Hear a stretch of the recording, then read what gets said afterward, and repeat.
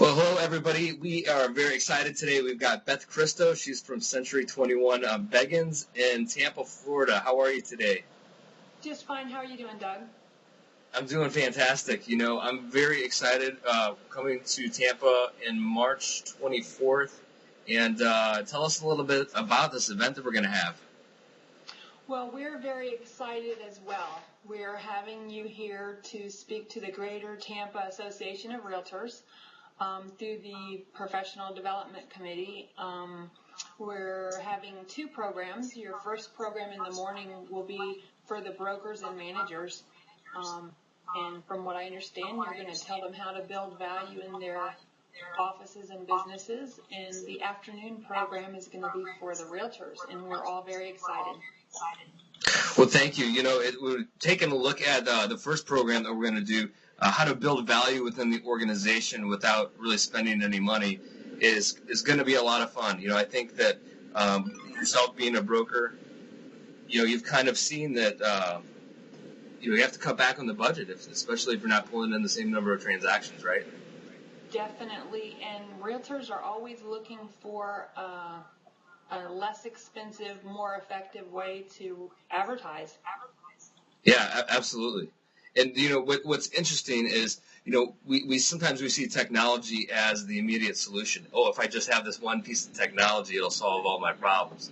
When, in fact, you know, technology can help you save you money and save you time only as long as you take the time to learn that technology. So what I think some people are afraid of is they're afraid of making the mistakes, and if they press that one button on the keyboard, the computer's going to blow up. All these new tools, whether it's social media, blogging, it's all very simple to use. They've designed it so anybody can use it at any time. They don't have to pick up the phone to call somebody. The programs are very easy to use, and millions of people are using them. So now how do we take these platforms and apply them to real estate to not only save us money and time, but also to provide a higher level of service to your clients? Right. No, it's this technology that we're using right now is incredible. A day ago, I didn't know it existed. So I'm impressed. Well, you know, so the second program we're going to talk about is how agents can use social media as a prospecting tool, not only for new business, but also to kind of get those referrals for future business. And what I see, you know, in my experience, you know, I see anytime a new thing comes out, people try and figure it out on their own. Well, what happens is you spend a lot of time in front of a computer making a lot of mistakes, and my whole goal or idea is to how to save that time where you can best spend it in front of clients and people that can say yes to the homes that you're trying to sell.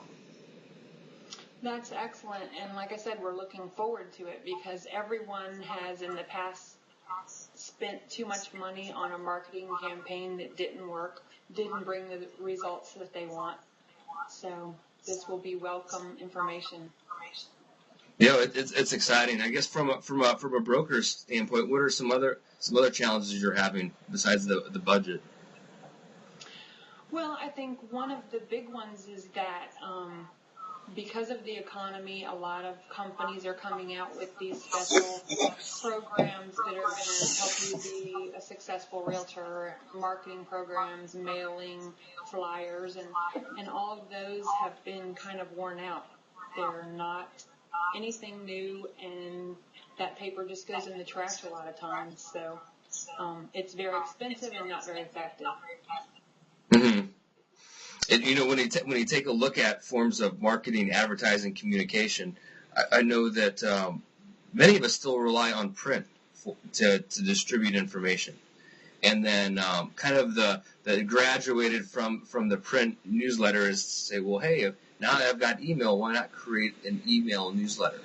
Which, you know, is when it's done more effectively, you're able to get more people attracted to your website. Now, blogging is kind of the graduated scale from email marketing on how you can almost create your online newspaper, real estate newspaper that populates information on a regular basis. So you become the expert in your specific niche, because people will see you writing about the same subject over and over again, and because the blog is a website, it tracks your entire thought process from whenever you've started. So it's kind of a great way to share your experience, but also communicate with your clients as well. Right, and it's interesting the things like LinkedIn in the past, or Facebook, MySpace. I always thought of that in the past as kind of a kid thing, but it's really becoming much more of a business tool now, and a really great way to track people down and keep in touch and kind of spread the information. Yeah, and LinkedIn is a great way to kind of network with professionals, but I've also found that LinkedIn can be an effective tool for learning. Sometimes when we ask questions to a big group, we almost clarify the thoughts inside of our own minds, and at the same time, we get the feedback based on the information that we're looking for from our trusted peers within that group. LinkedIn has so many fantastic tools for the business professional, and I recommend every broker be on LinkedIn. Anyone who's like a CEO or high-level management position, it's a great way to kind of network at that higher level. Now, if you are a real estate professional, your job is to find as many clients that can, essentially buy from you or refer you business. And typically when people add in a LinkedIn connection, they go with the standard message that says, "Hi, I'd like to add you to my LinkedIn profile." And it just says the same thing over and over and over and over again. If you've used it before, you've kind of seen that pattern. Like if you want to be able to add connections, especially to a higher level contact, you're going to have to enter in a personal message and almost say to them, I may not know you right now, and that's okay. What I'd like for you to do is take a look at my profile and see how we might be able to work together. And also, here's something that you may want to consider adding at the bottom of your tagline, to say that I respect your communication preference, whether it's on the phone, live, or using any other form of social media. And that kind of takes the edge off to say, hey, well, this isn't somebody who just wants to try and sell me something. This is somebody who wants to try and build a relationship. Great idea. Yeah, I've gotten a lot of those, and they are all the same. So, Facebook, I am amazed. I just got on Facebook, and I am shocked that the rest of the world has been there forever, and I just found out about it. It's Facebook is an interesting animal. It's like its own little organism, and it continues to grow by leaps and bounds. I think they first started Facebook in 2004.